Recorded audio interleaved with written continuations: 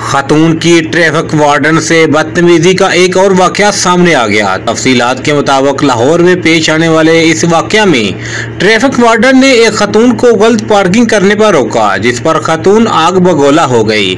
मजीद bureau Pakistan हाफसा इकरा की इस report.